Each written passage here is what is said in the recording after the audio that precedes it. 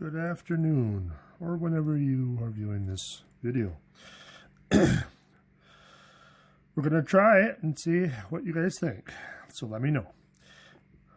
So we left off with 7.3. We had just got done using the percent proportion as a way to solve application problems with percents.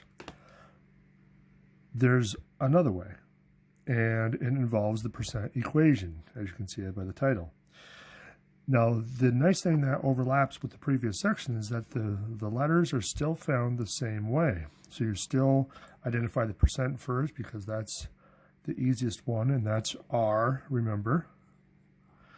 The base is always used by finding B, and the part is P. So remember, the base follows the word of, so that still applies. Now, if you're using the equation method, there's actually 3 equations that you'd have to learn, which seems like a lot, but I'm going to show you a little trick. So you got P equals BR, and this will find the part. So if you're missing that and you know what the base and rate are, you could just plug those numbers in and you can find the part really quick just by multiplying. The base you can find by dividing P over R, and then the rate you can find by dividing P over B.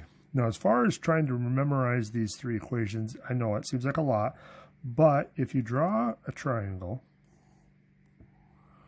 it doesn't have to be pretty, and you kind of split it in half, and then you split the bottom part in half again, you got 3 chunks. P always is in the top. So there's your P, and then your B and your R would go like that. So how does this fold back to the equations? Well, whichever letter you're missing, you cover up. So if you're missing P and you're trying to find it, you have to multiply base times the rate.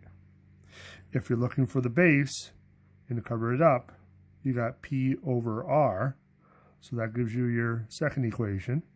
And then the third one, if you're looking for R, you cover it up, P over B.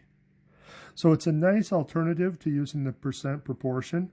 The percent proportion obviously is nice because you just memorize one formula and that's it.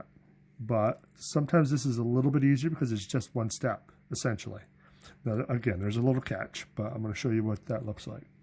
So let's try this on a couple of problems, and then we'll pause, and then we'll do the rest. Okay, so 24% of 300 is what number? So let's first identify our 3 letters. Percent's the easiest one, so let's start with that. So that's going to be our R. Whatever follows the word of is our base.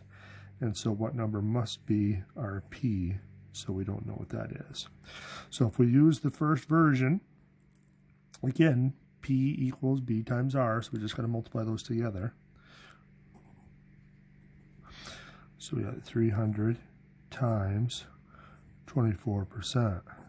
Now here's the catch. So before, we didn't have to worry about messing with the percent symbol at all in the percent proportion method.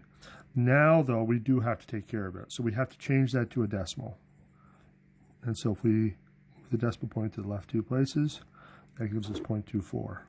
And then if we get our handy-dandy calculator and multiply. So we got 300 times 0.24 equals 72. So 72 must be our part. Done. So if we do it again, 70% must be our R of what number of circuits? So that's got to be our unknown, so that's B. And so that means 476 circuits has got to be our P. So let's go back. So if we're looking for the base, we got to divide P over R.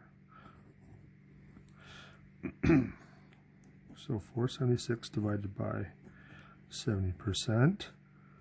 Let's change that to a decimal. And then let's divide it again. So 476 divided by 0.7 equals 680.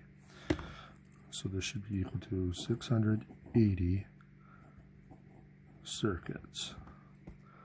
Okay, so let's take a break and then we'll do the rest.